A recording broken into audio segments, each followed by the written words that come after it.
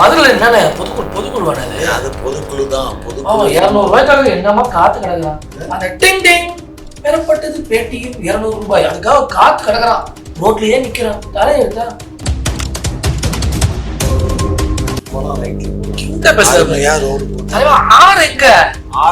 கிடைக்கும், போலாம் அப்படி வரலாம், மலையில ஏறிக்கலாம். ஆறுல தண்ணி இல்ல, அதனால அத நீங்க தூர் வராம கிடக்குது, குப்பை தொட்டி மாதிரி இருக்குது. வரவங்க ஐயோ முதலமைச்சர் பாக்குற போறாரு, துணியை போட்டு மறைக்கிறதா? ஒரே கேள்விக்கா இதுக்கு வந்து பதில் சொல்லுங்க. செந்தில் பாலாஜி தியாகியா? செந்தில் பாலாஜி போன வேலை உத்தம வேலையா?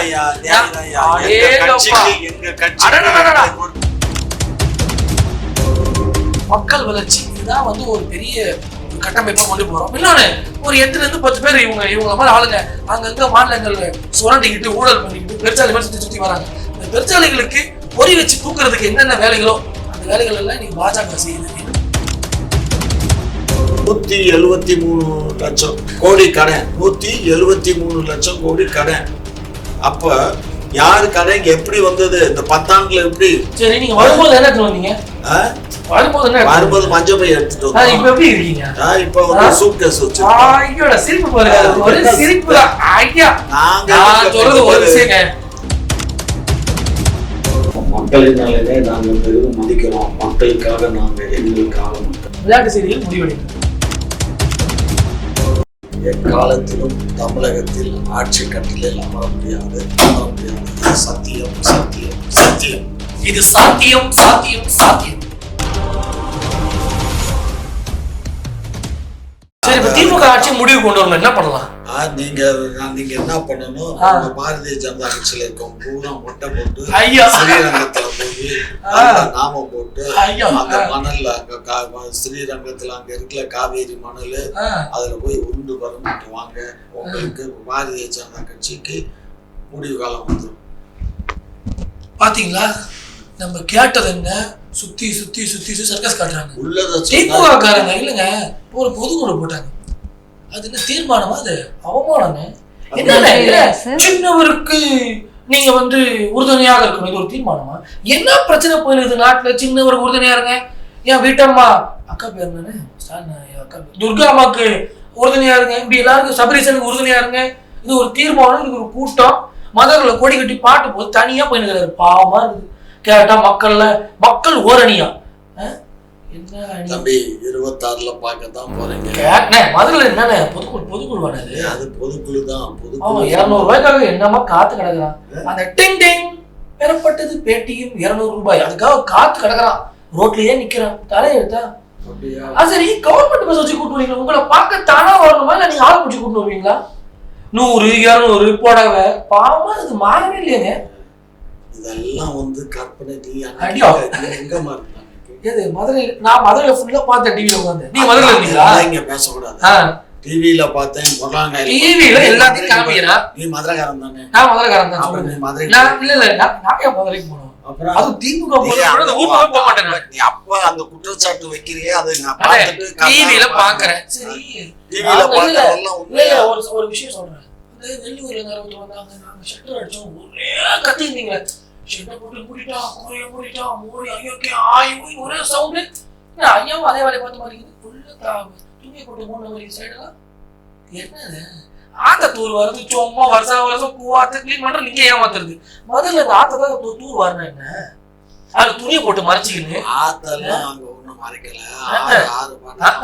டெக்னாலஜி அதெல்லாம் மத்திய அமைச்சரா இருந்த காலத்திலே அதெல்லாம் தூர்வாரி முள்ளெல்லாம் வெட்டி முள்ளு வெட்டினா ஏன் துணியை போட்டு 2 பக்கமும் ரோடு போட்டு நீங்க இப்ப வையாத்துல பாருங்க. இங்க தப்பகுளத்துல ரோட்ல ஏறினீங்கன்னா அது ரிவர் ஓரத்திலே இந்த பக்கம் லெப்ட்லயும் போலாம் ரைட்லயும் போலாம். ரோடு போட்டு கிடைக்கும், போலாம் அப்படி வரலாம், மலையில ஏறிக்கலாம். ஆறுல தண்ணி இல்ல, அதனால மறந்து கிடக்கு. அத நீங்க தூர் வராம கிடக்குது, குப்பை தொட்டி மாதிரி இருக்குது. வரவங்க ஐயோ முதலமைச்சர் பாக்குற போறாரு, துணியை போட்டு மறைக்கிறதா? அது அங்க இல்லையா? இதுவே உண்மை தெரியாம தெரியாம வைகாத்துல அது பண்ணலையா? அது எங்க நடந்ததுன்னா இங்க வந்து நம்ம செல்லூர் சுயராஜ்யபுரத்துக்கு பக்கத்துல ஒரு அந்த ஆணைய ஒரு கம்மா இருக்கு, ஆணைய மீனாட்சி மக்கள் புரிஞ்சுக்கணும், நடக்கவே சொல்லியிருப்பாரு. அந்த கம்மால இருந்து கலுங்கு, அதாவது ஓவர்ஃப்ளோ போற வாட்டர் அது அங்க ஓவர்ஃப்ளோ ஆகி மீனாட்சி காலேஜுக்கு பின்னாடி வந்து அப்படியே அந்த ஆத்துல அழகு இறங்குற இடத்துல வந்து ஆத்துல கலக்கும். அது அந்த தண்ணி தான், அதுக்கு தான் அந்த பாதையில போறாருங்கிறதுக்காக இது ரொம்ப அசிங்கமா இருக்கு, பண்டிகை எல்லாம் மேயுதே அப்படின்னு சொல்லி. தமிழ்நாடு அசிங்கமா இருக்கு. தமிழ்நாடு மூடுறது மாட்டு ஸ்டேட்டுக்காரங்க பார்த்தானா என்னங்க இது குடும்பமா சேர்ந்து கும்மி அடிக்கிறாங்க, நீங்க கவர்மெண்ட் இருக்கீங்கன்னு கேக்குறாங்க. உங்களை மாதிரி அண்ணாமலை உங்களை 2 பேரும் உங்களை மாதிரி ஆட்களுடைய வாயை மூடுனாலே தமிழ்நாடு சுவிட்சமாயிரும். இது சுவிட்சர்லாந்து ஆயிரும், கவலையப்படாதீங்க சார். செந்தில் பாலாஜியை கைது செய்தவர் இப்போ பணியிட மாற்றம் அடைஞ்சிருக்காங்க. அது எதனால சார்? அவங்களை கைது செஞ்சதுதான் ரீசனா, இல்ல வேற ஏதாவது காரணம் இருக்கா அவரை மாத்தினதுக்கு?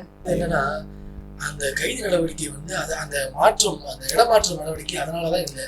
செந்தில் பாலாஜியை கைது பண்றது, செந்தில் பாலாஜி உத்தமரா? செந்தில் பாலாஜி செய்த வேலைகள் ஒழுங்கான வேலைகளா? கண்டக்டருக்கு இவ்வளோ, டிரைவருக்கு இவ்வளோ, மெக்கானிக்கு இவ்வளோன்னு சொல்லி ஊரடிச்சு உரையில போட்டாங்க. அதெல்லாம் இப்ப பிரச்சனை என்ன? அந்த இன்ஸ்பெக்டர்ஸ் அங்க இருந்தவங்கள இப்ப மாத்தி அங்க இருந்த இன்கம் டாக்ஸ்க்கு டிரான்ஸ்பர் போட்டாச்சு.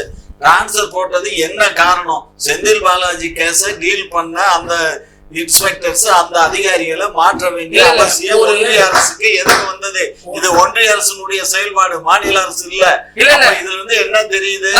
இவங்க டெப்டேஷன்ல கொண்டுட்டு வந்து வச்சு, ஏற்கனவே அவங்க இன்கம் டாக்ஸ்ல இருந்தவங்க தான், அவங்களை டெப்டேஷன்ல இங்க கொண்டுட்டு வந்து வச்சு இங்க இந்த மாதிரி எல்லாம் இவங்களை எல்லாம் பண்ணி மிரட்டணும், உருட்டணும் அப்படின்னு சொல்லி எல்லாமே நீங்க அதானே பண்ணி பக்திமயமா இருப்பாங்க. அதனால ஊர்ல வரவங்க எல்லாம் மிரட்டி பணம் வாங்கி கொண்டுட்டு வந்து உருட்ட வேண்டியது. கடைசியில அதை பண்ண உடனே அவன் சுப்ரீம் கோர்ட்ல முடிச்ச உடனே இது என்னடா வம்பா போச்சுன்னு இப்ப ஒன்றிய அரசு அமித்ஷாவுக்கு வள்ளி போய் அவர் தானே உள்துறை பாக்குறாரு, அவர் உடனே டிரான்ஸ்பர் அடிச்சிருக்காரு. ஒரே கேள்விக்கா பதில் சொல்லுங்க. செந்தில் பாலாஜி தியாகியா? செந்தில் பாலாஜி போன வேலை உத்தம வேலையா? எங்க கட்சி பொறுத்த மட்டும் அவர் தியாகி தான். அவர் அவர்கிட்ட கமிஷன் ஒரு 6 வருஷம் முன்னாடி 7 வருஷம் முன்னாடி நாங்க தான் கேஸ் போட்டோம். ஒன்னும் போய் சொல்லு இந்த பாருங்க, அவர் பண்ணலைன்னு சொல்லி அவர் சத்திய பிரமாணம் பண்ணி இது எனக்கு தெரியாம என்னுடைய பிஏ என்னுடைய மெயில் ஐடியை உபயோகப்படுத்தி தப்பு பண்ணிட்டான், ஆகையினால நான் மன்னிப்பு கேட்டுக்கிறேன், அந்த பணத்தை திருப்பி கொடுத்தாரேன்னு சொல்லி அந்த பணத்தை திருப்பி கொடுத்தாதான் தப்பு. இப்ப அந்த பணத்தை திருப்பி கொடுத்தா அப்ப நீ தான் குற்றவாளின்னு சொல்லி இப்ப கோர்ட்டு சொல்லுது. இல்ல என்ன நீ எதுக்கு அந்த பணத்தை திருப்பி கொடுக்குறேன்னு? நாங்க அந்த பணத்தை திருப்பி கொடுன்னு சொன்னோம், அது இப்ப தப்பா போச்சு. ஆனா அந்த ஆளு ஊழல் பண்ணான்னு வழக்கு போட்டோம் நாங்க, இல்லன்னு மறுக்கல. அந்த வழக்கு பேர்ல தான் இப்ப வந்தது, ஈடி வந்தது, வேற ஒண்ணும் வழக்கு இல்ல. சோ ஆகவே இதெல்லாம் வந்து தவறு இல்ல. கேள்வி அவரே, பதிலும் அவரே என்ன சொல்றாரு? வழக்கு போட்டது நாங்க தான். இப்ப அந்த வழக்க வந்து நாங்க தான் சொன்னோம் பணம் கொடுன்னு சொல்லி, கொடுத்தோன்னு மாட்டிக்கிட்டாரு. இப்ப அந்த மாட்டினாரு, பணம் கொடுக்க கூடாதுன்றீங்களா? பணம் கொடுத்ததுனாலதான் பணம் வாங்க கூடாதுன்றீங்க. பணம் வாங்குறது தப்பு தலைவர். இவர் வாங்கலங்க, இவர் பேரை உபயோக என் பேரை உபயோகப்படுத்தி என்னுடைய பணியாளர்கள் வாங்க முடியும். அமைச்சர் இருந்துகிட்டு அப்புறம் இது கூட பாக்கலாம். எப்படி எங்க பாருங்க, நான் இருக்கேன், என் அலுவலகத்துல இருக்காங்க. இப்பதான் 2 பேர் என்கிட்ட 2000 பேர் வேலை பார்த்த காலம் உண்டு, சரியா? அப்ப அதுல ஒரு 10 பேர் 20 பேர் போய் எவனாவது என் பேரை சொல்லி வாங்கிட்டு போயிட்டான்னாக்க அதுக்கு நாயுடு சார் தான் பொறுப்பா? மந்திரி வந்து மந்திரி பேரை சொல்லி ஊர்ல பணம் வாங்கலாம். வாங்கி அவர் விட்டு இருக்கவன் வாங்கிட்டான், தவறு பண்ணிட்டான். அந்த தவறை நிவர்த்தி பண்றதுக்கு இவர் பணத்தை தாண்டி அந்த ஊழலும் கிடையாது. அதுதான் அந்த கேஸ் தான் ஈடி கேஸ், வேற கேஸ் இல்லையா? அவரே கேஸ் போட்டீங்க, கேஸ் போட்ட திமுக வந்து லூசு ஒத்துக்கிறீங்களா? கேசியா போட்டீங்க? எந்த கேஸ்? தப்பே இல்ல, செந்தில் பாலாஜி தப்பே இல்லன்றீங்க. அதுக்கப்புறம் எங்கள்கிட்ட வந்து ஜாயின் பண்ணதுக்கு எங்கள்கிட்ட வந்ததுக்கு பின்னாடிதான் அந்த பணத்தை கொடுத்து செட்டில் பண்ணாரு. அதனால அவரை நாங்க ஏத்துக்கிட்டோம். அதுக்கு முன்னாடி இல்ல, நாங்க வழக்கெல்லாம் போட்டுட்டோம். எங்கள்கிட்ட வந்த உடனே நீ அதெல்லாம் செட்டில் பண்ணிட்டு வாப்பா அப்படின்னு சொன்னோம். செட்டில் பண்ணிட்டு வந்தாரு, கட்சியிலையும் சேர்த்துக்கிட்டோம். அமைச்சர் பொறுப்பு எம்எல்ஏ சீட்டு கொடுத்தோம், ஜெயிச்சாரு, எம்எல்ஏ ஆனாரு, மந்திரி ஆனாரு. மறுபடியும் ஈடி அந்த கேஸை எடுத்து திருப்பி கொடுத்துருக்க, நீ தான் குற்றவாளின்னு சொல்லி இங்க இருக்க நீதிமன்றம்லாம் சொன்னதுனால அவருக்கு இங்க ஒரு வழக்கு கொடுத்தாங்க. அது சுப்ரீம் கோர்ட்ல பெயில்ல இருக்காரு. துணை சபாநாயகர் ஒன்றிய அரசு பணி நீக்கப்பட்டதா? கடந்த 6 வருஷமா துணை சபாநாயகராக யாருமே இல்லை, அந்த பதவி எங்களுக்கு பாஜகவை பொறுத்தவரை தேவைப்படாது அப்படின்ற மாதிரி ஒரு குற்றச்சாட்டு வந்திருக்கு. அது உண்மைதானா? அதை பற்றி உங்களோட கருத்து என்னது? அதாவது சபாநாயகர் துணை சபாநாயகர் அப்படின்ற ஒரு ஃபார்முலா வந்து ரொம்ப காலமாக இருக்கு. துணை சபாநாயகர் என்பது எடுக்கிறதுனால அது ஒரு பெரிய பவர்ஃபுல்லான பதவி, அது ஒருத்தருடைய இதை எடுக்கணுன்றதுலாம் இல்லை. அது வேணுன்ற காலகட்டத்தில் அதை வச்சுப்போம், அது இல்லைன்ற பட்சத்தில் அதுவும் பிரச்சனை இல்லை. நம்மளை பொறுத்தவரை அரசாங்கத்தை மக்களுக்கு பிரயோஜனமாக கொண்டு செல்லணும் அப்படின்றது நம்மளோட இன்டென்ஷன். இவங்கள மாதிரி எல்லாம் வச்சிருக்காங்க. கேளுங்க, சபாநாயகர் இருப்பாங்க, துணை சபாநாயகர் இருப்பாங்க. அந்த சபாநாயகர் ஞாபகம் வருது, சபாநாயகர் அவர் மந்திரி பேச்செல்லாம் இவரே பேசிடுவாரு. துணை சபாநாயகர் பிச்சாண்டி அண்ணன் பாவம், அவர் சைலண்ட் மேன். அதனால இவங்க எல்லாம் வச்சுட்டு ஒண்ணு இல்லாம இருக்காங்க. நாங்க கொஞ்சம் முன்ன பின்ன அந்த துணை சபாநாயகருக்கு முக்கியத்துவம் இல்லைன்னு நினைக்காதீங்க, அது வேணுன்ற காலத்துல அதை அட்ராக்ட் பண்ணிப்போம். இந்த டைம்ல அது இல்லைன்ற மாதிரி ஒரு ஸ்டேட்மெண்ட்ஸ் போயிட்டு இருக்கு. அதனால கவர்மெண்ட்டுக்கு எந்த இஷ்யூஸும் இல்லை, எந்த சோழனும் ஆகாது. மக்கள் திட்டங்களை மக்கள் கொண்டு போய் சேர்க்கணும். இந்த நாடு பல்வேறு மாநிலங்களை பொருந்தி உள்ளது. மாநிலங்கள் வளர்ச்சி, மக்கள் வளர்ச்சி, இதுதான் வந்து ஒரு பெரிய ஒரு கட்டமைப்பா கொண்டு போறோம். இன்னொன்னு, ஒரு 8 to 10 பேர் இவங்கள மாதிரி ஆளுங்க அங்கங்க மாநிலங்கள்ல சுரண்டிக்கிட்டு ஊழல் பண்ணிக்கிட்டு பெருச்சாலை மாதிரி சுத்தி சுத்தி வராங்க. இந்த பெருச்சாலைகளுக்கு பொறி வச்சு தூக்குறதுக்கு என்னென்ன வேலைகளோ அந்த வேலைகள் எல்லாம் இன்னைக்கு பாஜக செய்யுது. எங்களை பொறுத்தவரை ஒரே அஜெண்டாங்க, மக்கள் கொஞ்சமாவது நிம்மதியான வாழ்வு, கொஞ்சமாவது வளர்ச்சியான வாழ்வு, கொஞ்சமாவது பொருளாதாரத்துல மேம்பட்ட வாழ்வை வாழணும் அப்படின்ற ஒரு இன்டென்ஷன் இருக்கும். ஒரு குடும்பம் வாழ்றது எங்களுக்கு இன்டென்ஷன் கிடையாது. எங்களை பொறுத்தவரை உலகமே எங்க குடும்பம்னு சொல்லி மாண்புமிகு பாரத பிரதமர் மனித குலசாமி மோடிஜி பதிவு பண்ணியிருக்கிறாரு. இவங்கள மாதிரி மொத்த குடும்பத்துக்கு சொம்படிக்கிறத தாண்டி இவங்களுக்கு எதுவுமே தெரியாது. நாங்க அப்படி இல்லை, இந்தியாவில் உள்ள மொத்த குடும்பத்திற்கும் அவங்க வாழ்வுக்கு நாங்கள் கேரண்டி என்கிற அடிப்படையில மோடிஜி இன்னைக்கு செயல்பட்டு கொண்டிருக்கிறார். அதனால இதெல்லாம் எந்த விதமான ஒரு தாக்கமும் ஏற்படாதுன்னு தெரியுது. உண்மையிலேயே இவங்களுக்கு தவறு செய்யலை அப்படின்னு சொன்னா துணை சபாநாயகரை நியமிச்சிருக்கணும். அதான் நியமிக்கல, அது ஒரு பக்கம். 2வது, இப்போ வந்து இவர் சொன்னாரு திமுக வந்து ரொம்ப ஊழல் அப்படி இப்படின்னு. திமுக ஊழலா இல்ல பாரதிய ஜனதா ஊழலான்னு ஒரு சின்ன விஷயத்த சொல்றேன். 3 நாளைக்கு முன்னாடி இடி அலுவலகம் ஒன்று இருக்கு டெல்லியில, என்ஃபோர்ஸ்மெண்ட் டிபார்ட்மெண்ட், தீப்பிடிச்சு எரிச்சு எல்லா ரெக்கார்டும் நாசமா போயிடுச்சு. அது நீரவ் மோடிய லண்டன்ல இருந்து அரெஸ்ட் பண்ணி முந்தா நாள் தாங்க கொண்டு வந்தாங்க. அவரை கொண்டுட்டு வந்த அன்னைக்கு தீப்பிடிச்சு எரியுது, புரியுதா? அப்ப இதுல இருந்து என்ன தெரியுது, குஜராத்தியலுக்கு சப்போர்ட் பண்றதுக்காக என்ன வேணாலும் செய்வாங்க. ஒரு 17 லட்சம் கோடியை யாரு பண்ணா, மும்பையில இருக்க தொழிலதிபர்களும் குஜராத்தில் இருக்க தொழிலதிபர்களுக்கும் 2 ஸ்டேட்ல உள்ளவங்களுக்கு தான் 17 லட்சம் கோடியை வந்து வரா கடன் சொல்லி அதுல 2500 கோடி மாத்திரம் வந்திருக்கு. பேலன்ஸ் அவங்க சொத்தெல்லாம் ஜப்தி பண்ணி எல்லாம் முடிந்தளவு ரெக்கவரி எல்லாம் ஆயிடுச்சு. நீங்க இந்த பாருங்க, கடைக்கு வாங்க, 2500 கோடி தான் ஏன் வந்திருக்கு. 17 லட்சம் கோடியில வெறும் 2500 கோடி தான் வந்திருக்கு. தெம்பு இருந்து திராணி இருந்தா அண்ணாமலையும் சரி, நீங்க என் பேர்ல வழக்கு போடுங்க, நான் நிரூபிக்க வேண்டிய நீதிமன்றத்துல வந்து நான் நிரூபிக்கிறேன். ஆர்டிஐல நான் எல்லாம் வாங்கி வச்சிருக்கேன். ஒண்ணு சும்மாங்க எல்லாம் தடையலாது என்ன ஆகையினால நான் எல்லாம் ரெக்கார்டு வச்சுக்கிட்டு தான் நான் எப்பயும் பேசுவேன். ஏன்னா ஒன்றிய அரசு திமுக வழக்க பத்தி பேசுறாங்க, இங்க ஊரெல்லாம் கொள்ளடிக்கிறாங்க. யாரு கொள்ளையடிக்கிறாங்க? கொள்ளையடிச்சது நாங்க எவிடன்ஸ் இருந்தா கூட நான் எவிடன்ஸ் இருக்கு தர்றேன். 17 லட்சம் கோடியில 2 லட்சம் கோடி தவிர மீறத பூரா வஜா பண்ணிய. எப்படி வஜா பண்ண? 2வது ஒரு கம்பெனிமா, அந்த கம்பெனிக்கு வந்து அவன் வந்து மஞ்சள் நோட்டீஸ் கொடுக்குறான். மஞ்சள் நோட்டீஸ் கொடுத்தவன் திரும்ப இவங்களுக்கு 150 கோடி டொனேஷன் கொடுக்குறான். அதெல்லாம் என்கிட்ட இருக்குது, அதெல்லாம் நான் சொல்ல இயலாது. இது என்ன வெரிஃபை பண்ணிக்கோ. 150 கோடி மஞ்சள் நோட்டீஸ் கொடுத்த கம்பெனி அவன் வந்து ஒரு 4500 கோடியே ஊழல் பண்றான். ஊழல் பண்ண அவன் வந்து இல்லாம போகுது. அவன் 150 கோடியே இவங்களுக்கு கொடுத்து சரி கட்டுறான். அப்ப இதுல இருந்து என்ன தெரியுது, இப்ப கிட்டத்தட்ட இந்த 17 லட்சம் கோடியில இவங்களுக்கு எத்தனை கோடி போச்சு? இன்றைக்கு இந்தியாவிலேயே இருக்கக்கூடிய அரசியல் கட்சியிலேயே 70 ஆண்டு கால ஆட்சியில இருந்து காங்கிரஸுக்கு வெறும் 350 கோடி இருக்கு. இன்றைக்கு பாரதிய ஜனதாவுக்கு 1.5 லட்சம் கோடி இருக்கு. எப்படி வந்து திமுகவில் என்ன இருக்கு? திமுகல வந்து எங்களுக்கு மொத்தமே 18,000 லட்சம் தான் கோடி தான் இருக்கு. 18,000 கோடி, 18 லட்சம் இல்ல, 18,000 கோடி இருக்கு. ஆனா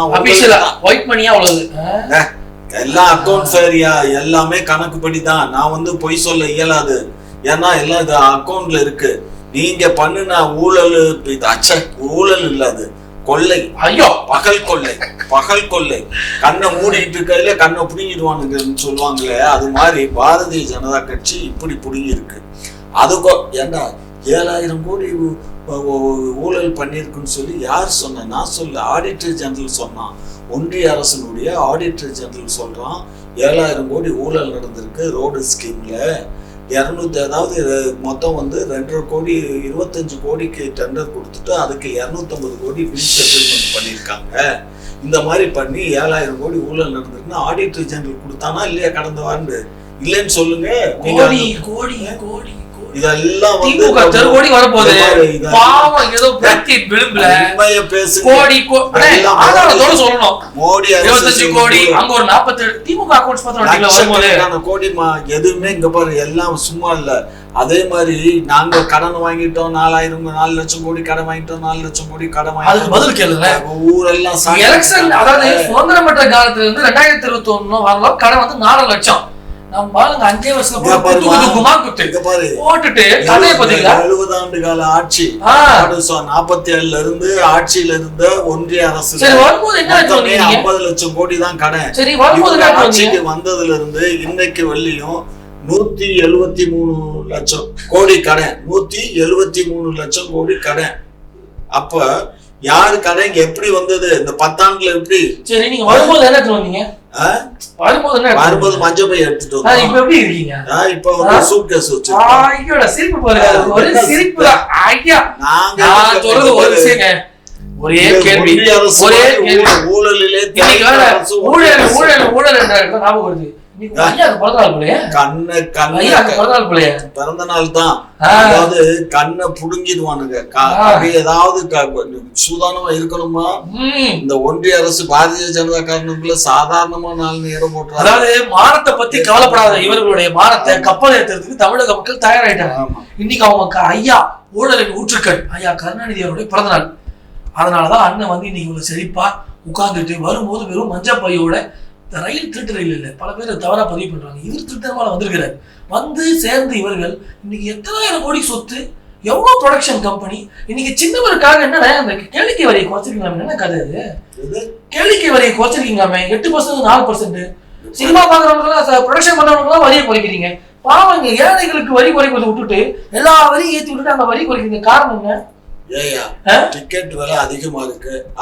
சினிமா டிக்கெட் விலை. மேடம், நீங்க டிக்கெட் டெய்லி வாங்கி சினிமாக்கு போறீங்களா இல்ல டெய்லி சாப்பாடு சாப்பிடுறீங்களா? கரண்ட் யூஸ் பண்றீங்க, எது அத்தியாவசியம் உங்களுக்கு? சொல்லுங்க. சாப்பாடு கரண்ட் அத்தியாவசியம். பேச்ச பாத்தீங்களா? சினிமா டிக்கெட் விலை ஏறி போச்சு. நீ என்ன பிரச்சனை? சினிமா டிக்கெட் விலை என்ன பிரச்சனை? அது ஒரு டிபார்ட்மெண்ட்யா. இன்னைக்கு ஏங்க டிபார்ட்மெண்ட் ரைட்டுங்க. நான் கேக்குறது தம்பி, இங்க பாரு, சும்மா பேசாதீங்க. இன்னைக்கு சினிமா தொழில்ங்கிறது வந்து அந்த சினிமா தொழில மட்டும் சார்ந்து இல்ல. இன்னைக்கு அதை சார்ந்து இன்னைக்கு கிட்டத்தட்ட 30% மக்கள் வாழ்வாதாரம் அதுல அடங்கி இருக்கு. 30% மக்கள் 6 பேர் வாழ்ற மாதிரி இருக்குது. 6 பேருக்கு வாழ்ற மாதிரி இருக்குது. உங்க உதய அண்ணாவோட சேர்ந்து ஒரு 10 பேர் தான் இருக்காங்க போல. அதெல்லாம் இங்க பாரு, உனக்கு கூட உதய அண்ணான்னு தான் சொல்ல தோணுது பாரு. நான் மரியாதை பேசுறேங்க. அது பாரதிய ஜனதா கட்சியோட பழக்கங்க. பழக்க தோசை. அவங்க அப்பா வந்து திமுகல இருந்தவரு, அவர் வீட்டுக்குள்ளது. அப்புறம் எப்படி பேசும்? அப்படிதான் பேசும். ஆகையினால இந்த மாதிரி ஒரு அசிங்கமான அண்ணாமலை மாதிரி ஒரு அசிங்கமான ஜீவனை இந்த உலகத்துல பார்க்கவே இயலாது. அசிங்கத்தை பத்தியோ, அவமானத்தை பத்தியோ, அநாகரிகத்தை பத்தியோ, அட்டூழியத்தை பத்தியோ திமுக பேசவே கூடாது. இன்னொன்னு, திமுக இன்னைக்கு ஒரு நெரேட்டிவ் செட் பண்றாங்க. நாங்கள் தான் 2026 ஆட்சி, 30 நாங்க தான் ஆட்சி சொல்றதுக்கு உங்களுக்கு கொஞ்சம் இல்ல தலைவா? எப்படி நாங்க நல்ல ஆட்சி பண்றோம், மக்களுக்கு மைக் கொடுப்பாங்க போய் கழுவி ஊத்துறாங்க. ஐயோ மேடம், ஒரு லேடிஸ் விடாத மேடம், எல்லாருமே திட்டக்கூடிய விஷயம். சும்மா 1000 ரூபாய் கொடுத்தேன், பஸ்ல ஏத்துறேன், சைக்கிளை கூட்டு போறேன், உங்களுக்கு 1000 தரேன். என்னங்க இது? பாவம் அவ்வளவு இன்னலுக்கு ஆளாகி ஏழையா இருக்குமே ஏழையா தான் இருக்கான். அவன் வாழ்க்கையில ஒரு உயர்வு இல்லை, அவன் வாழ்க்கையில ஒரு இன்ட்ரெஸ்டிங்கான அவனுக்கு இல்லைங்க. இவங்க வாழ்க்கை மட்டும் நல்லா இருக்கு, திமுக காரன் மட்டும் தான் நல்லா இருக்கு. இப்போ பப்ளிக் நல்லா இல்லையாங்க. திமுக காரனுக்கு ஒரு பிரச்சனை, திமுக காரன் வரா. பப்ளிக்கு ஒரு பிரச்சனை, நாங்க தாங்க போறோம். அப்ப யாரு மக்களுக்கான கட்சி? இதை கேட்டீங்கன்னா அண்ணன் சுத்தி சுத்தி சுத்தி சுத்தி அண்ணே ஒண்ணு லட்டு இல்லைன்னா என்ன பூந்தி, இது ரெண்டும் இல்லாம நீங்க காந்தி நோட்டை கொடுத்து ஓட்டுவாங்க ஐடியா பண்றீங்க தானே? சொல்லுங்க. எங்களுக்கு தெரியும். எங்களுக்கு தெரியும். அதே ஃபார்முலா ஊரெல்லாம் கொண்டு பணத்தை கொட்டி ஓட்டு வாங்கிட்டு இவங்க இன்னும் மக்கள் ஆதரவு பெற்ற மாதிரி. இப்ப இந்த போன லட்சக்கணக்கான கோடி வச்சிருக்கீங்க, நீங்க என்ன கொடுத்தோம் போனா நாங்க கொடுக்க வேண்டியதானே? கொடுங்கன்னு சொல்றது ஒரு கட்சி 9 லட்சம் கோடி வச்சு மக்களுக்கு ஏதாவது கொடுங்கன்னா அதை கெடுக்கிறது பணம். ஏழை எளிய மக்களுக்கு சொன்னாரு. இவங்க ஒன்றிய அரசு பிரதமர் இருக்காருல்ல, ஆனா ஆட்சிக்கு வந்தா ஆண்டுக்கு 2 கோடி மக்களுக்கு வேலை வாய்ப்பு, 14 லட்சம் எங்க தராம இருந்தோம். சரி, இப்ப இங்க வேலை வாய்ப்பு தர. சரி, டிஎன்பிஎஸ்சி எக்ஸாம் வைக்கிறீங்க, எவ்வளவு வேகன்சி இருக்கு, எவ்வளவு பேருக்கு எக்ஸாம் வைக்கிறீங்க நீங்க? சும்மா எல்லா கதை தான், சும்மா வச்சு விடு. ஏதோ சும்மா இந்த கதையெல்லாம் இங்க உருட்டாதீங்க. ஐபிஎஸ் ஒழுங்கா பாஸ் பண்ணாத ஆளுகள் ஐபிஎஸ் இருக்கானுங்க. சும்மா இது ஒன்றிய அரசுக்கு பூஜா தட்டி, RSS பூஜா தட்டி, எல்லாம் ஒன்றிய அரசுல பூஜா தட்டி எல்லாம் ஐபிஎஸ் வாங்கிட்டு வந்த கதையெல்லாம் எங்களுக்கு தெரியும். பேசி பேசி ஏமாத்திருக்க மக்களுக்கு தெரியும். திமுக காரங்களுக்கு ஒரு ஸ்டண்ட் ஆகி போச்சு. பேசினா மக்கள் ஏமாந்துருவாங்க. என்னத்தையாவது பேசு. அடுத்த கேள்வி தெலுங்கு சார். இந்த ஆண்டு கல்வி உபகரணங்கள் வாங்குறதுக்காக மட்டும் அரசு பள்ளி மாணவர்களுக்காக 1141 கோடி நிதி ஒதுக்கியிருக்காங்க. அதை பத்தி நீங்க என்ன நினைக்கிறீங்க? பரவாயில்ல, நிதி ஒதுக்கியிருக்காங்க, பரவாயில்ல. உங்க உதயநாட நண்பர் தான் அவரு, அண்ணன் அன்பில் மகேஷ். பள்ளிக்கூடத்தோட தரமே சரியில்லைங்க. பள்ளிக்கூடம்லாம் இன்னைக்கு அப்படியே இருண்டு காட்சி அளிக்குது. ஆனா இவங்களுடைய இல்லமா இருக்கட்டும், இவங்க போகக்கூடிய இடங்களா இருக்கட்டும், அவங்க அப்பாவுடைய நினைவிடமா இருக்கட்டும், பல இருக்கு. ஒரு பள்ளிக்கூடம் எப்படி இருக்கணும்? ஒரு பேசிக் இன்ஃப்ராஸ்ட்ரக்சர், ஒரு பேசிக்கான விஷயங்கள் இருக்கணுமா இல்லையா? இன்னைக்கும் தரமற்ற பள்ளிகள், தரமற்ற ஒரு அங்க இருக்கக்கூடிய கழிவறைகள், இவ்வளவு சூழ்நிலை இருக்கும் போது எதுக்கு நிதி ஒதுக்கணும்னு சொன்னீங்க? கல்வி உபகரணங்கள் எவ்வளவு ஒதுக்கிருக்காங்க? 1141. எவ்வளவு பதிக்கிறீங்க கோடி? அது ஒதுக்கிறது ரேட் எவ்வளவு பதிக்கிறீங்க? அதான் பதிக்கிருக்கோம். அவ்வளவுதான் முடிஞ்சிச்சு. இல்ல பதிக்கிட்டா பிள்ளைங்க போறது. மாணவர்களுக்கு எதுவுமே சேரலங்க. இப்போ மகளிருக்கு 1000 3 வருஷம் கழிச்சு கொடுப்பாங்க. இப்ப மாணவர்களுக்கு ஒதுக்கிருக்காங்கல்ல, இதோட 30 வருஷம் கழிச்சு பேசுவாங்க. அதை பத்தி லேப்டாப் கொடுத்தாங்க அம்மா, அதை இல்லைன்ட்டாங்க. இப்படி மாணவர்களுக்கு சைக்கிள் கொடுத்துருந்தாங்க, அது இல்லைன்ட்டாங்க. அடிப்படையா மாணவர்களுக்கு எதாவது கொடுத்தோமோ அதெல்லாம் இல்லைன்னு சொல்லிட்டு தொல்லை கொடுக்குறது. யார் சைக்கிள்லாம் கொடுத்துட்டு தான் இருக்கோம், சைக்கிள் கொடுக்குறோம். லேப்டாப்புக்கு 20 லட்சம் லேப்டாப் ஆர்டர் போட்டிருக்கீங்களா? அமேசான்ல போட்டிருக்கீங்க? வந்த உடனே ஒன்னும் வரல. லேப்டாப் கொடுத்த பாடல. எத்தனை வருஷம் ஆச்சு ஆட்சிக்கு வந்து? இப்பதான் போட்டிருக்கோம். இந்த பட்ஜெட்ல தான் பணம் ஒதுக்கி போட்டிருக்கோம். லேப்டாப் வந்து 110 விதியின் கீழே அறிவிச்சிட்டாரு தலைவர். வரும், நாங்க எல்லாம் செய்வோம். மக்களின் நலனே நாங்க பெரிதும் மதிக்கிறோம். மக்களுக்காக நாங்க, எங்களுக்காக மக்கள். விளையாட்டு செய்திகள் முடிவடைகிறது. எங்களுக்காக மக்கள், மக்களுக்காக நாங்க. வசனத்துல இருக்கிற கொஞ்சமா அக்கறை நேரில் இருந்தா நல்லா இருக்குமே. அது இல்லாம போனதான் வருத்தம். பாரதிய ஜனதா கட்சி திமுகவை ஒழிக்கணும், பாஜக வரணும். அப்பதான் தமிழ்நாட்டுல தேசிய ஜனநாயக கூட்டணி ஆட்சி வந்தாதான் கொஞ்சமாவது ஊழலற்ற, லஞ்சமற்ற, லாவணியமற்ற ஒரு மக்கள் ஆட்சி நடக்கும்ன்றதை நாங்கள் வலியுறுத்துறோம். திமுக ஒழிக்கணும், இதான் எங்களுடைய ஒரே நோக்கம். பாரதிய ஜனதா ஏழுமலையானுக்கோ, வெங்கடாஜலபதிக்கோ, முருகனுக்கோ, குன்னக்குடிக்கோ அன்னக்காவடி எடுத்தாலும், உருண்டு கொடுத்தாலும் எக்காலத்திலும் தமிழகத்தில் ஆட்சி கட்டிலில் அமர முடியாது. இது சத்தியம், சத்தியம், சத்தியம். இது சாத்தியம், சாத்தியம், சாத்தியம்.